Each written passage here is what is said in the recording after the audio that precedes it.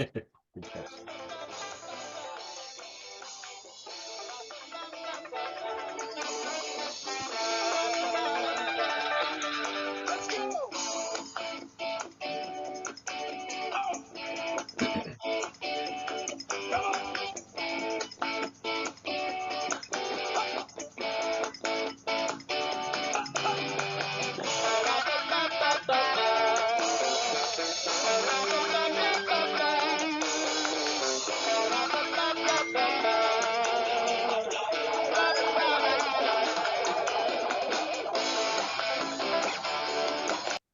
Okay, welcome everybody to another edition of Think with a Drink. This is the weekly webinar series brought to you by the Aries Foundation for Financial Education. And tonight we're doing a fun one. We haven't quite, well, I guess now everybody's getting their W-2s, right, Craig? Everybody's getting their tax documents. All that stuff's got to be sent out. So we figured, Yep. yeah, so it's that time of the year. We're sliding into tax season. And so we thought it would be good to do the IRA versus IRA thing, which traditional IRA versus Roth IRA, because the question we seem to get a lot of is, what should I do? What is the difference? What does this all mean? So we figured we would go into that. Real quick, just a pre-flight checklist for everybody. Just know we record this. Just keep your microphones muted. Your cameras can be off or on. It doesn't really matter. I think only Craig and I get shown in the box.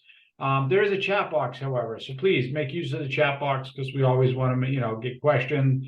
And my co-pilot, who I'll introduce in a second, is here not only to keep me on pace, but also to maybe answer some of those questions in the background if he doesn't feel it's necessary to bring it up and stop the machine as it moves forward, if you will. Speaking of your pilots for tonight's journey, my name, look at this, it's an old slide, Craig. I got to keep updating these things. My name is Tom Alessi. I am the president of the Aries Foundation. I'm through 23 years now. I'm actually into my 24th year in the business. I'm an investment advisor. That means I act as a fiduciary whenever I'm giving guidance or advice to any of my clients. I want to introduce my vice president, Craig. Why don't you give the folks a little idea about you and what you do? Well, I'm Craig Richardson. I'm the vice president of the Aries Foundation. I've been in financial services a little over 19 years now. And I specialize in working with families and individuals to help them define their financial goals and have a better relationship with their money. And like I say, Craig will be chiming in as we go along through this presentation, and he'll also be there to answer any questions that might come up in the chat box. I told you that Think with a Drink is brought to you by the Aries Foundation for Financial Education. We are a nonprofit. You can look us up on the web. It's www.ariesfoundation.org. And the mission behind Aries is trying to help everyone have a better relationship with their money. Because whether you realize it or not, you're in a relationship with money. And just like every other personal relationship that you have, there are those triggers and those emotions and those behaviors that cause us to act, well, irrationally sometimes when we're dealing with our money and our finances. That's all myself, Craig, and the rest of Aries team tries to do, is try to help everyone get a little bit of that behavior and understand maybe not being able how to deal with it right away, but maybe getting to all right, I understand why I did that. And it's funny because we'll talk, next week's episode is going to go right into all of that behavior and everything that goes along with it. All right, so disclosures. There's a lot of words on the screen, so I don't want to read them. So just know these are purely educational. We do this, we share these recordings. All we ask is that if you're going to share the recordings, you do so in an educational manner. However, myself, Craig, the rest of the team, Aries, we always recommend that if you have questions, whether they are of tax, legal, or financial nature, that you seek out the help of a professional to get those questions answered. All right, that was a lot. Yep. Now we come to the fun part of the evening. We call this Think with a Drink.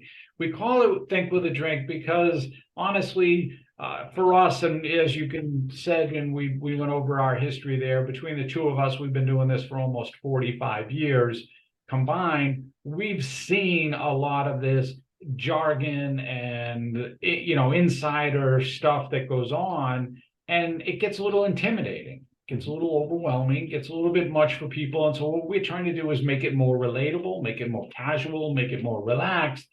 And honestly, we couldn't think of a better way to do that than if we have something cold to sip on as we're doing these topics and talking about these things. And for tonight, Craig, I am drinking, this is called Dort Cloud, of all the things in the world. I thought it was dark cloud originally. So I thought that was like a good, as we head into tax season, like a dark cloud over stuff. At least it doesn't say dork cloud. That'd be terrible. So it's a Dortmund style lager. So understand Germany, these are German style lagers. The German, it's the region where they are. They all have their own sort of brewing styles and rules and the things that we do. This is from our friends at Bentwater Brewing. It's going to be a little bit stronger than, say, a Hell's, which again is another version area of German, but not quite as hoppy as a Pilsner. So it's sort of that is very versatile, especially when we talk about food pairings, because that's one of the things we like to do here. We like to talk about, what to pair food with some of these. And for this style of beer, right, I think, something that's light, grilled fish, or grilled shrimp, that type of thing. Maybe like a Caesar salad, a chicken Caesar salad, or even like fish tacos, if you don't go too spicy or too crazy with the the sauce that you're putting on there. And then of course the all standby, burgers, fries, or sauerkraut, sausage, pretzels. It's a German lager, so it's going to go with that. I would say at least you brought sauerkraut in. I'm like, oh, that sounds very German, all these meals to me. Yes. Fish. It's like a landlocked country. I know, but it does come with that. So what are you drinking tonight? I've actually got something from our friends at Treehouse. It's called Single Shot. It's a Colombian Bella Vista. Actually, it's got coffee in it. Like a Colombian. Nice. Yeah, it's a darker beer. I think it's more of a stout. Okay. Shot. Yeah, for winter, nice. Skål. Oh, that's definitely a darker beer. Good. No, this one's nice. It's got a nice finish to it. I mean, it's nice. It's light. It's definitely not a heavy beer. This is smooth for a dark stout. Yeah. Well, there you go. The coffee, that'll help. Mm-hmm. All right, so let's talk about the agenda for this evening, right? So we're doing, we're pitting the two of them against each other, traditional versus Roth. One who's going to be the winner of this thing as we go through it. So the traditional IRA has been around for a lot longer than the Roth IRA. So sort of the king of the retirement savings plan, or the challenger being the Roth IRA, as far as we'll go through the pros and cons and upside and downside of each of these.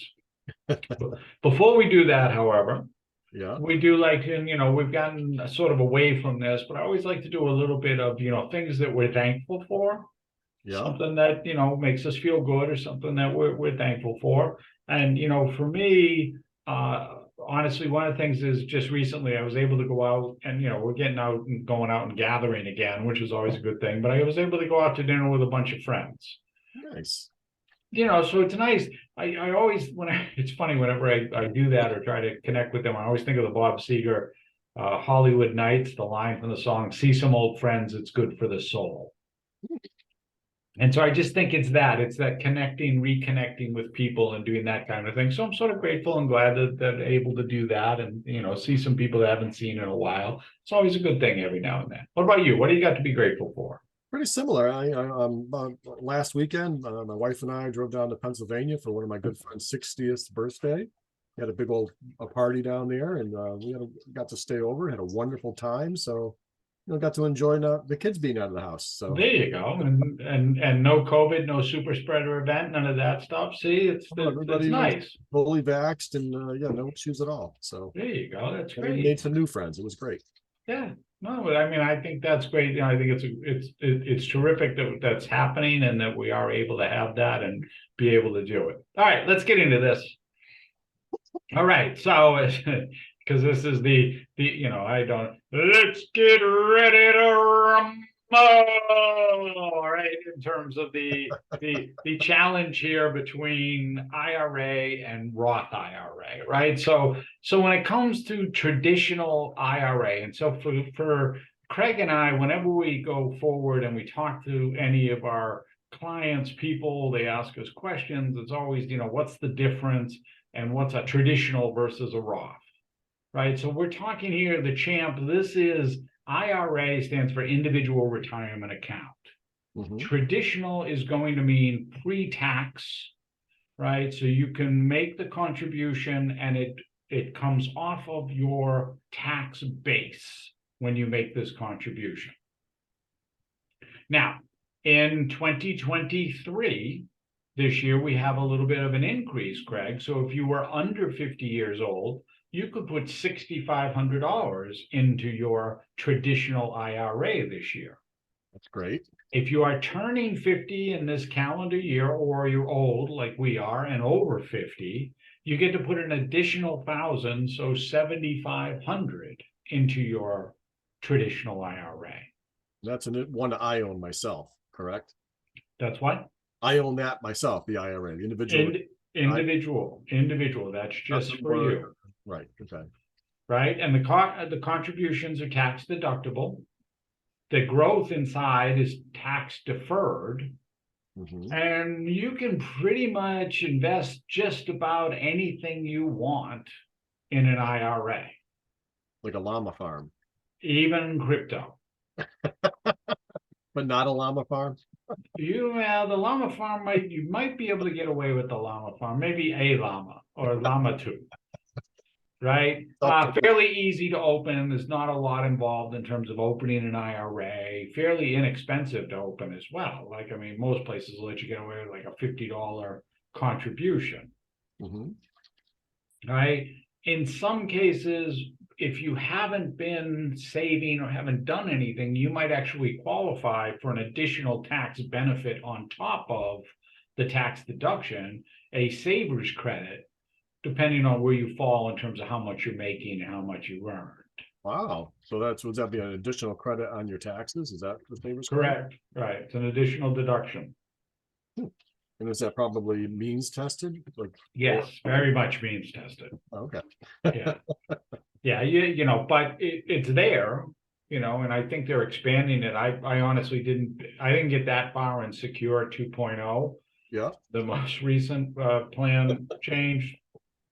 I'm still trying to fight through it, but I'm not sure if they updated or changed any of the parameters to that. So, traditional IRA has been around for a really long time. For a lot of people, if they don't have access to a employer-sponsored retirement plan, Craig, this is the only place they can go to be putting money away and trying to lower that tax base of what they're paying in taxes to Uncle Sam. Correct. Yeah, that is true. Unless you're starting a business or something like that, but as far as qualified plans go. Correct. Mhm. Okay, so let's bring in the challenger now, right? So this is Roth. And Roth, right, it's a little bit different. So Roth is now after tax money, so there's no deduction today.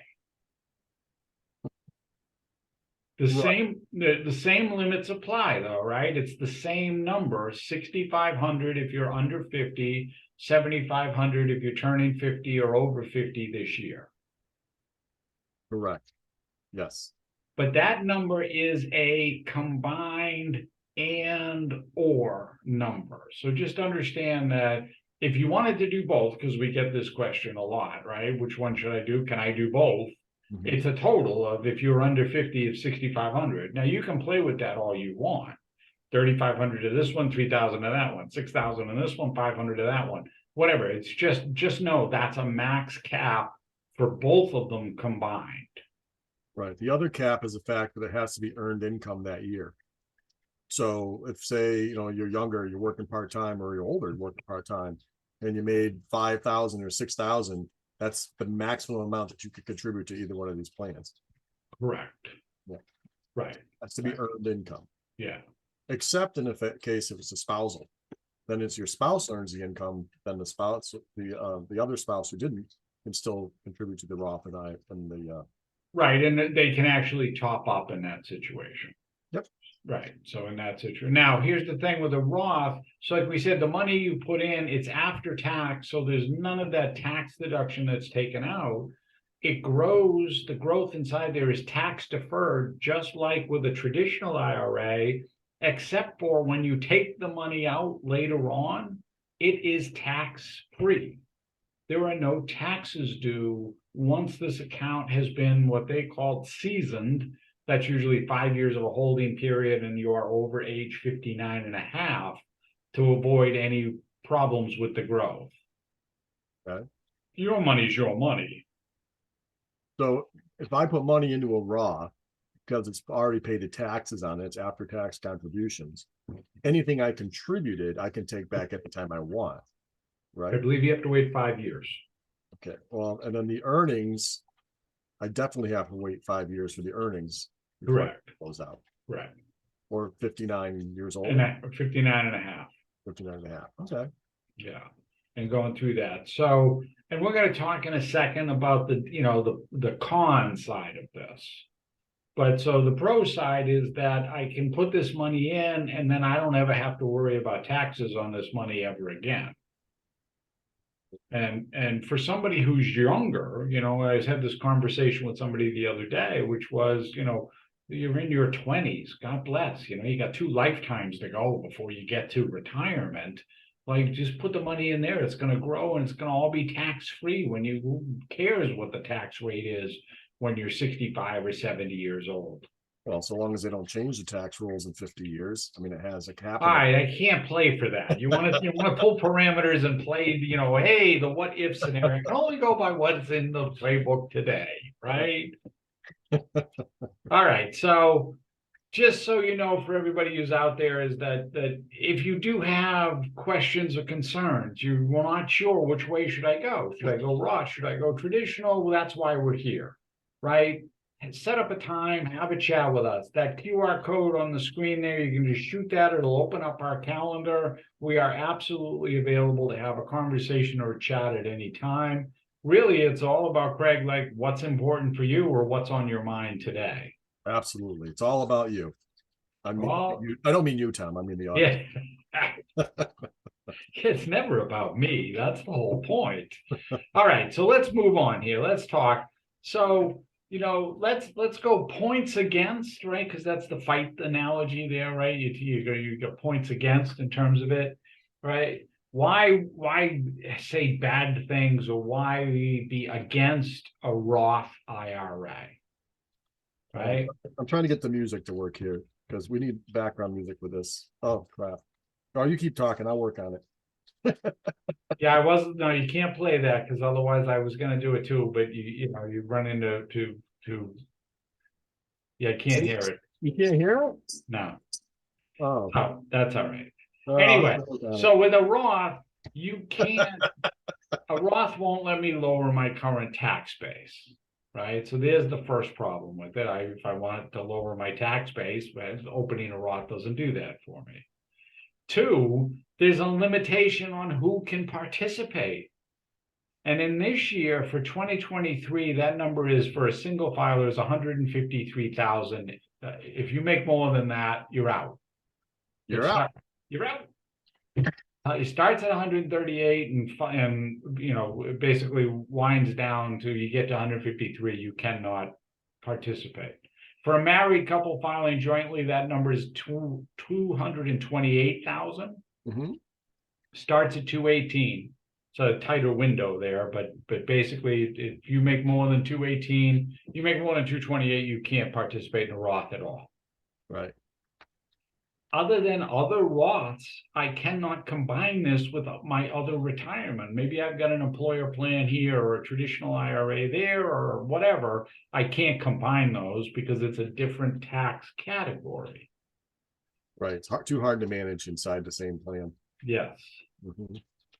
So my employer cannot offer to open a Roth IRA on my behalf. So now understand this. There are some, and you're going to see more of this as we go along, that they have these forced IRA plans.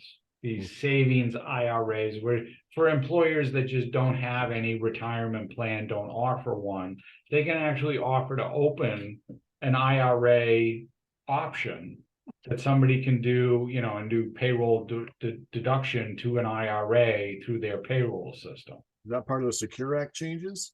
No, this was coming into effect with before the original Secure Act. It had been around, it just never was really picked up. Got it. They're trying to get, more options, more people saving, but you can't do it with a Roth. Gotcha.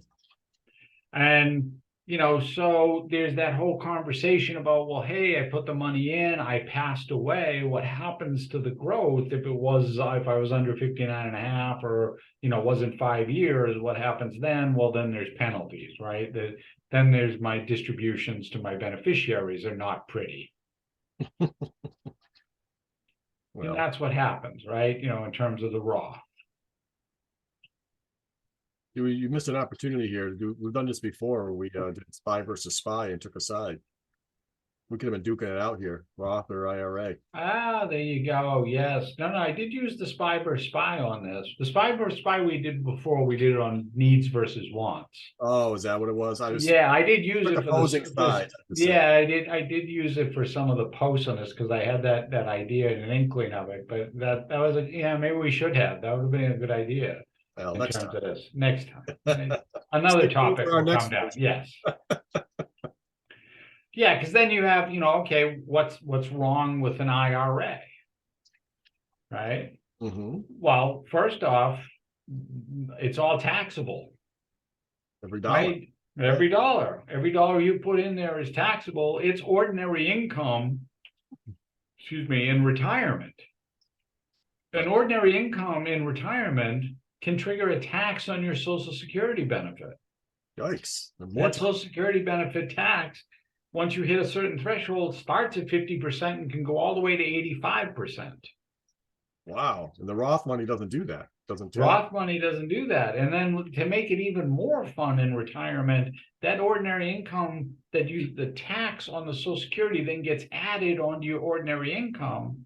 And that can now push you in your modified adjusted gross income to suddenly now you trigger a surcharge on your Medicare premiums.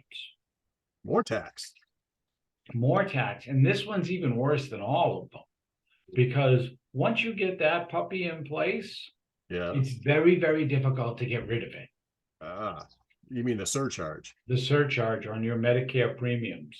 You have to refile, I think, right? Yeah, you've got to appeal, and you got to explain and try to go through it. And honestly, if it's one of these like, hey, I didn't realize that was, I triggered this modified adjusted gross income thing, you know what you're going to get on there? Denied. You're going to get no. It's going to be sorry. That's on you. And then you got to go back and wait for 2 years, and then you try it again, but that's you're going to be paying paying the surcharge for a very, very long time, because it's hard to get rid of it. Right.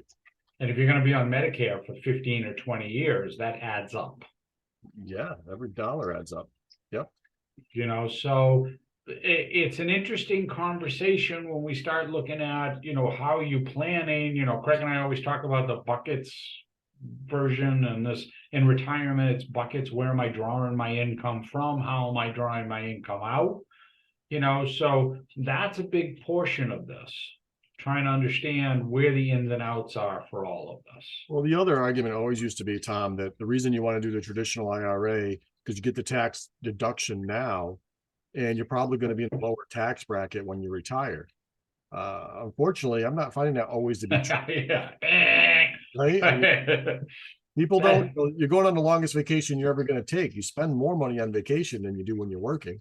Right. And you just, the other part of that is you just don't know where those tax rates are going to be. Well, that too. Well, but we can only deal with what we have right now, right? What's on the books right now. That's all we can do, right? So that's the playbook. We can only go by what's in there now. But yeah, I mean, that was always the part of this, but then it was like not taking into all of these other consequences of what happens when my dollars now it's taxed. This is Mhm. like regular income. And if I'm using this to live on, and I've got to generate, you know, $60,000, $70,000 in income to live on, Mhm. well, that's a tax bill, and that's going to trigger Social Security. It's going to trigger Medicare, and next thing you know, I've got to pull more money out. Yeah, and then if you pass away with it, your money's still in there, your heirs have to deal with the taxes. Correct. So you don't escape that.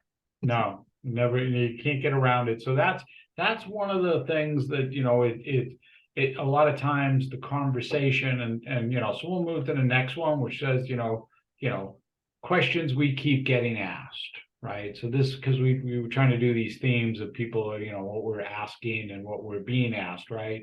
You know, so the first one was, you know, this one comes up a lot. Can I, like I said, can I contribute to both of them? And the answer is yes. Again, it's a limitation on the number. So 6,500, if you're under 50, you know, you figure it out. You can play with it as much as you want, you know, 3250, 3250. I mean, however you want to do it.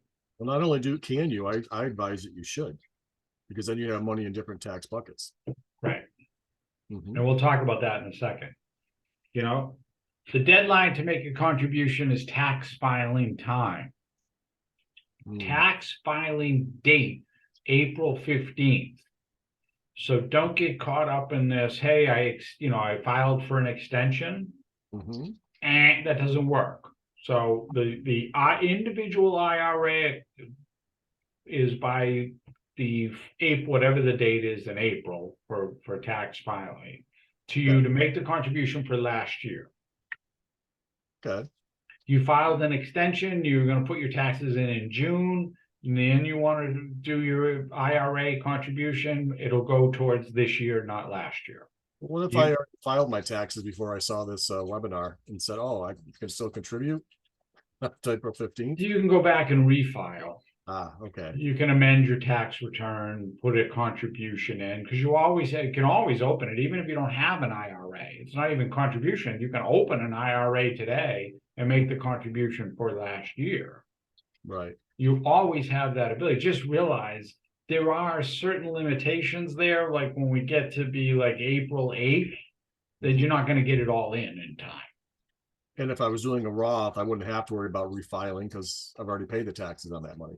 Correct. You just want to do it so that it's tagged for last year, so you can always keep making the contributions, right? All right, what is this one? What if I have a 401k? So, you know, for the most part, when Craig and I have this conversation with people, the 401k contributions are calendar year based.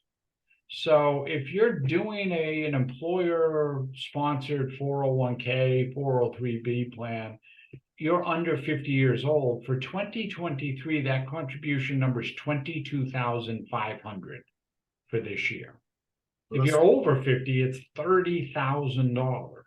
So that's a limitation to contributing to all retirement plans, regardless of whether it's in a 401k, the Roth, or the IRA. Is that correct? No, I believe that is just the 401k limit. Oh, and then I can contribute another 6,500 to my IRA. If you have the ability to do it and go through it, you can go through and try to figure out. I believe there are some income limits in terms of who can do that. Yeah. And go through it. But understand the salary deferral portion, that 22.5 is the limit for salary deferral. So the question is, like Craig is asking, if you're doing 22.5 and then you want to put some different money away, now we have to have a conversation. But if you get a 401k, max the 401k out before you be thinking about doing anything else. And usually the conversation is, do the max to the match. Do you have an HSA? Fund your HSA, then come back to the 401k. Like the IRA should be like so far down in the conversation, you know, in terms of what you're trying to do at that point. Now, if you have Roth available through your 401k, there's a different, you know, now we're pulling the lid off because that's a little bit different of a conversation. Because in a 401k, 403b arrangement, a Roth is not held to contribution limits. Oh. So you can do as much as you want without worrying. You can make as much, you can be earning $500,000 and you can, max fund the Roth portion of a 401k plan.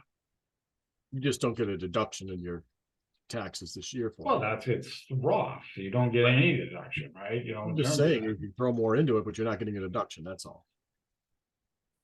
You're paying tax on that money. Right, but you were precluded from participating if you tried to do it as an individual account. Right. So it's a kind of a backdoor way of getting in there. It's definitely one of the back doors. That one's always going to be available. They're trying to close the other one. That's a different conversation. Maybe we'll come back and do that at some point, the whole backdoor Roth thing. That's more advanced retirement planning we talk Yeah, about. that gets a little bit wonky in terms of dealing with it. All right, so we're right up against it here. So who wins in this conversation, right? So, and I think Craig sort of brought it, it came right to it with, dealing with this, which is this is all based on you as an individual and what you're trying to do. And it's a great time right now to be looking at it, because the conversation is, let's say, Craig, you filed your taxes. Yep. You were getting the money back. Right. I would say continue to do whatever path you were on, whatever it was you were doing. Right. But let's say you filed your taxes and Uncle Sam says, Craig, you owe us money. Give me. Uncle Sam's got his hand out. And you were doing nothing but a Roth in terms of your contribution, or you didn't have an IRA, a traditional IRA. Then the conversation might be, well, wait, can I put money into my IRA and now I don't have to pay Uncle Sam that money, or a significantly less portion I'm of that? deferring paying him is what I'm not paying, I'm just deferring it. Right. But I mean, it like you said, at this point today versus where I'm going to be, 20, 30 years down the road, I might be in a better place then than I am now to be paying Uncle Sam, Yep. which is another factor on it. So that's sort of the conversation, right? Where's your tax bracket? What do you wind up in? What are you paying? And, what's the path? If you don't have any of them, then, now we need to have a conversation about getting you started. That's a completely different conversation. Well, it also depends on what other sources of retirement income you might have. You may, be a teacher or a firefighter or a police officer and have a pension. Have a pension, or be one of those few companies that are still left with a corporate pension. Right. And the issue there is that pension is going to be taxable. So it might be It's ordinary income like everything else is, yes. Yeah. So in that case, it may be nice to have a little bit more in the Roth bucket that isn't taxable, that you already paid the tax on.